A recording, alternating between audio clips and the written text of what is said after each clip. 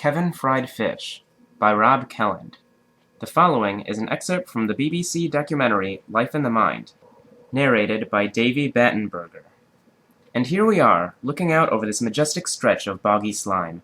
Just mere months ago, it was a thriving lake, and not just the duck-covered lake down in your local park, or this would not be much of a story, but one of many swamp lakes that can be found in the Rift Valley of Africa after every rainy season. These marshy oases are the livelihood of many animals living brutal and often short lives on the African savannas. Gazelle are forced to share the scarce water with lions and cheetahs, the cackling bray of the hyenas and deafening trumpets of the elephants a constant reminder of their need for the one resource that transcends the food chain. A trained, or possibly deluded, ear can pick out the strains of a well-known Elton John track. But our tale does not concern them, or their questionable music tastes. This is the life story of a quite remarkable specimen, which for the lack of a better name we will refer to as Kevin. With a barely audible plop, Kevin enters the world along with 260 brothers and 173 sisters. Chaos ensues. Instinctively, each tiny individual starts to thrash their fledgling bodies in an attempt to swim. Dozens of silver arrows splash violently in a huge pulsating mass, each infant bravely pushing out into this new and unfamiliar world.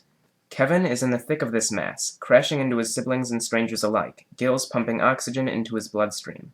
Instinct is very important to a fish. Memory and learning are not a particularly strong suit. He can see one of his brothers gamely trying to eat a pebble, stunned each time to find it too large for his mouth. Another is repeatedly introducing himself to a small snail, a perpetual look of confusion written all over his slimy features. Most are simply swimming into each other. The Great Birthing Feast is one of nature's great spectacles, but unbeknownst to Kevin and his siblings, they are the main course. The other fish of the lake binge on this delicious white fish meat. Even the parents can be seen taking great mouthfuls of their own flesh and blood, relying on chance that they are eating more of their neighbor's offspring than their own. The minutes and hours stretch into days and weeks, and the feasting continues. Kevin spends much of his time hidden amongst the barren moonscape of the lake floor, filtering nourishment from the water and scraping algae from the pebbles. Shafts of light shimmer down through the glimmering surface, illuminating the violent marine world he now calls home. What was once a thriving kindergarten of young fish is now a bloody battlefield of scale fragments and bone. By the end of the second month of his brief existence, Kevin cuts a much lonelier figure. His initially huge family can now be counted on the flaps of one fin, the chaos slaughtering hundreds. Those left no longer live in fear of their aquatic neighbors, though some still vanish in the claws of the great hawks in the sky, master of space and time outside of the turquoise marine world, something that is no doubt a source of great wonderment to Kevin. The following days fall into a familiar routine for those of us capable of forming complex memories. For those of us who can't, let me remind you. No doubt each new morning begins with a start as Kevin beholds his rapidly changing form as if for the first time. At this young age, the changes are truly remarkable in such a short period. The tiny silver dart is now a thing of the past. There is now a tree where there had been a sapling, a shark where there had been a tadpole, teacups where there had been a set of pert bees. And now he sets his mind to the main business of the day, eating, and eating, and eating some more. Kevin's appetite is insatiable, and no insect, leaf, or floating piece of debris is safe. Fussy eaters don't last long in this aquatic jungle. Kevin is far from a fussy eater. He has even taken a small nibble out of his own fin, sadly off camera, mistaking it for a decaying leaf. Imagine him looking down and seeing these tiny marks on his fin, confused as to how they got there. Perhaps he fires a quick glare at a passing neighbor, daring him to try and take a bite out of him again. Or perhaps not.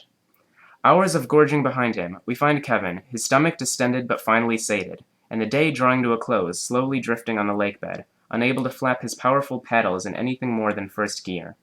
As your mother always said, leave an hour for food to settle before swimming, and seemingly that is also true in the life of this charming fish. And so it continues, week after week, month after month.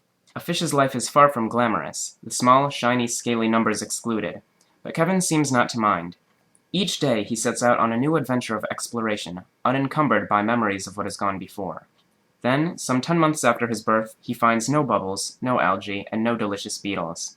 In fact, there is barely any water at all. It is the dry season, and the lake has been steadily evaporating for months. Most of his neighbors have negotiated the rapidly drying tributaries to other, hopefully larger pools, but Kevin has been abandoned, no doubt in the dreamy, couldn't-care-less world of an adolescent. And now he is stranded. He is alone and vulnerable to the scorching African sun. Were he to peer upwards, he would see dozens of animals, through what remains of the murky surface, now a great deal closer than before. Thankfully, few seem interested in eating. drinking is very much the order of the day, though one suspects, given the chance, they wouldn't turn down a fish appetizer. Great pink tongues lap the surface, each slurp reducing the precious liquid source still further.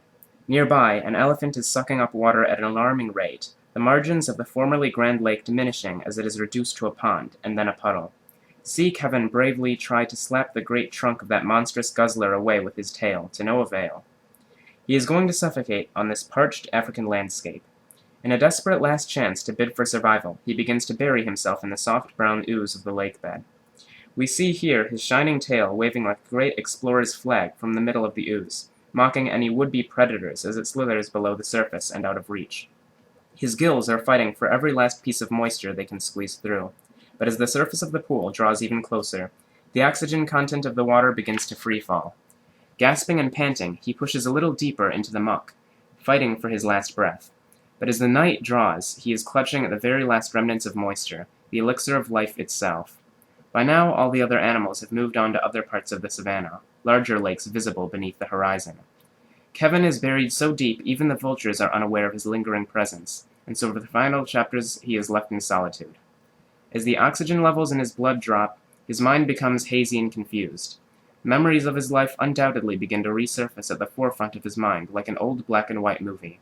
Memories of his siblings as they thrash and crash in their final moments, before a great mouth sweeps down upon them. Memories of the first time he saw the talons of a hawk swooping down on an unsuspecting neighbor come unbidden into his dying mind. To his amazement, memories of the day before spring to him, of him seeing the pool drying up and panic setting in, only to be forgotten as so much is in such tiny minds.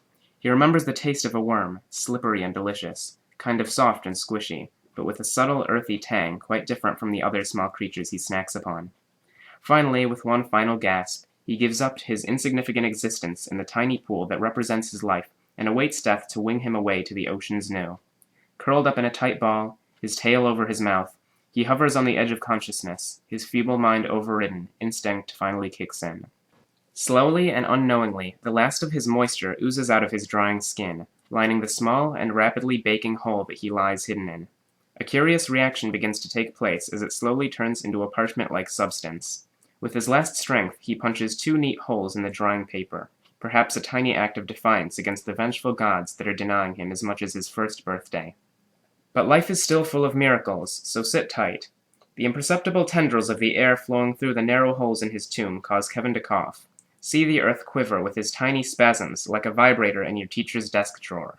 As he coughs, air rushes in through his mouth to 2 particular pouches in the bottom of his throat, bringing with it precious oxygen to his starved blood. Strength returns to him, each gulp reinvigorating him. You see, Kevin is no ordinary fish. Kevin is a lungfish. His tiny form, seemingly so insignificant, contains both gills and primitive lungs. His distant ancestors are responsible for the first land animals, distant descendants of the gazelle, lions, cheetahs, hyenas, and elephants of the lake. Kevin is a member of quite possibly the most important species in the history of the world. 6 weeks have passed now, and Kevin remains tightly curled in his cocoon, hibernating during the intense African summer. Finally, the rains have come, too late for many of the savanna animals, but Kevin quickly wriggles free of the shackles that have bound him for so long and splashes in the open water once more, reborn. Other lungfish join him, sole survivors of the harshest of environments. As he awakes on the first anniversary of his birth, he looks out on a familiar submarine world. Tiny silver darts are taking their first strokes in the big wide world, thrashing in a giant ball of scales. And Kevin is hungry.